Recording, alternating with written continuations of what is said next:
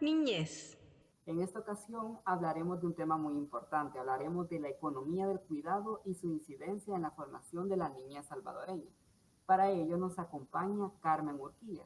Ella es representante de la Organización de Mujeres Salvadoreñas por la Paz, Ormusa, e integrante de la Coordinadora Social por la Economía del Cuidado, COSEC.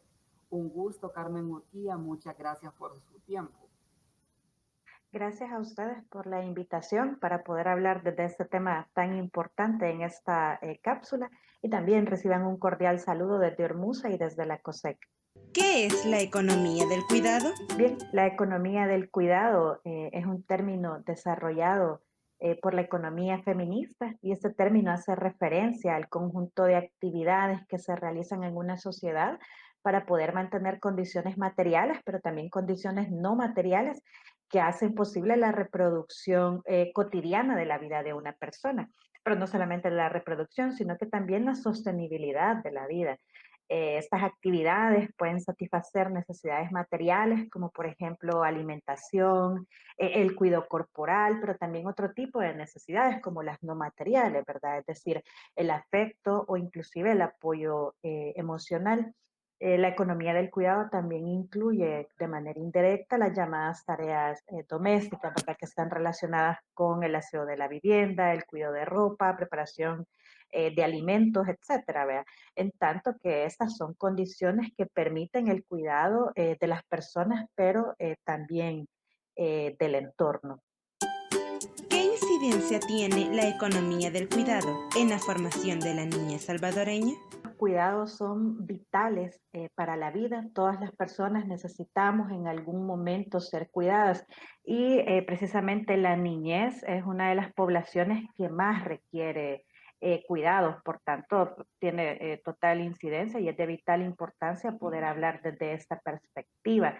Eh, Principalmente, por ejemplo, cuando hablamos de primera infancia, estamos hablando de niñez, niños y niñas que requieren cuidado todo el tiempo, las 24 horas, los 7 días, y que además estos cuidados son necesarios o son vitales para que puedan desarrollarse, como mencionamos un poco desde la economía feminista, y que los cuidados incluyen también condiciones materiales como no materiales, pero el cuidado además es una condición de sostenibilidad de la vida. Por lo tanto, en el caso de la niñez, es importante poder satisfacer este tipo de necesidades que son vitales para las personas. Eh, ya que de esto depende también la continuidad del ciclo natural de la vida humana, ¿verdad? Por tanto, es importante poder tomar en cuenta esta perspectiva de los cuidados. Y hay que tomar en cuenta también que en las diferentes etapas de la niñez puede que en algunos momentos se requiera de más cuidado y puede que en otros menos, o que estos cuidados sean redistribuidos. Por ejemplo, cuando el niño o la niña comienza su etapa escolar, donde parte del cuidado se asume o hay un poco de corresponsabilidad, digamos, a partir, por ejemplo, del sistema educativo. Aquí creo que la dificultad o la carencia es que antes de eso los cuidados prácticamente son absorbidos o son proporcionados por las familias y dentro de las familias por las mujeres, ¿verdad? Que generalmente es la mamá, la abuela o la tía. Y aquí es donde notamos entonces una ausencia en la corresponsabilidad, ya que debe de ser redistribuido entre la familia, ya un poco hablando del conjunto de la familia, donde debería haber involucramiento de una paternidad también afectiva, pero también de la responsabilidad de los gobiernos, del Estado e inclusive del mismo mercado. ¿Qué propuestas tiene desde su perspectiva para visibilizar esta problemática a nivel educativo, económico, político y social en El Salvador? Primero que creo que es importante hacer es poder reconocer o visibilizar el tema de los cuidados. Ahora hemos tenido algunos avances a partir de gobiernos anteriores, por ejemplo, donde ya se ha comenzado a contar cuántas horas se requieren para el cuidado de personas o para satisfacer las necesidades de cuidado y quiénes también son quienes que están proporcionando los cuidados.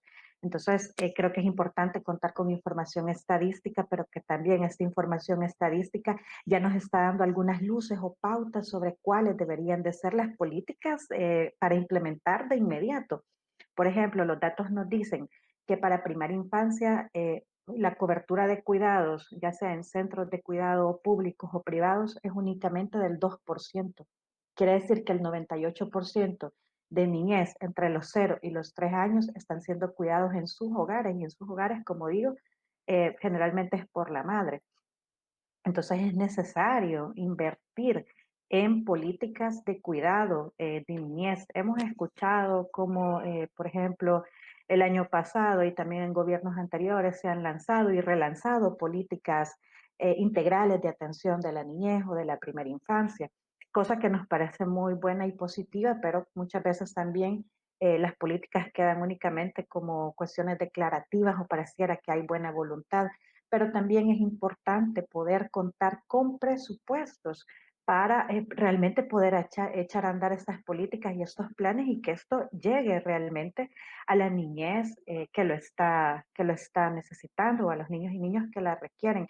Y deben tomarse en cuenta también, bueno, usted hablaba un poco más amplio de niñez y adolescencia, creo que debe tomarse en cuenta también como el ciclo de vida de las personas, por ejemplo, la adolescencia también, aunque pareciera que es una etapa donde se va recargando menos o necesitan menos cuidado, los adolescentes actualmente en nuestro país no es así, precisamente por la problemática de violencia o la escalada de violencia a la que nos enfrentamos. En realidad, las madres o los padres están dedicando también mucho tiempo o mucho de su tiempo para cuidar a sus hijos e hijas, precisamente ante la ausencia de políticas de cuidado. Y esto no solo causa, por ejemplo, que no estemos cumpliendo convenciones internacionales o que no se esté dando un fiel cumplimiento, por ejemplo, a la lepina y que los niños y niñas no puedan gozar de cuidados, ¿verdad? Que les permita también un desarrollo integral realmente, como muchas veces lo escuchamos en políticas o en declaraciones, sino que también está causando que las mujeres, por ejemplo, no puedan desarrollarse, no puedan obtener ingresos o no puedan acceder a un empleo formal o informal por dedicarse de forma exclusiva a cuidar a sus hijos e hijas. Entonces es importante, ¿verdad? Primero, cumplir con las leyes nacionales e los compromisos internacionales que ya adquirimos, implementar estas políticas, pero también hay que colocarles presupuesto. El otro año, por ejemplo, entra en vigencia una ley para la instalación de salas cunas, así se llama, en los lugares de trabajo. Esta ley tenía que estar vigente desde este año, pero por lo de la pandemia se dio una prórroga para el siguiente año. Y creo que también la pandemia ha puesto de manifiesto cómo se organizan los cuidados en El Salvador. Cuando se detuvieron las clases, una de las principales preocupaciones de las madres era quién va a cuidar a mis hijos.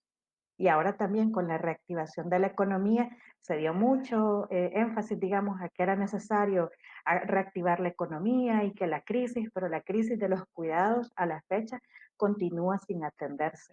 Que es importante hablar desde esta perspectiva porque muchas veces no la logramos como poner de manifiesto o en evidencia, así que con el mayor de los gustos podemos participar en algún tema futuro que esté siempre vinculado desde un enfoque de los cuidados.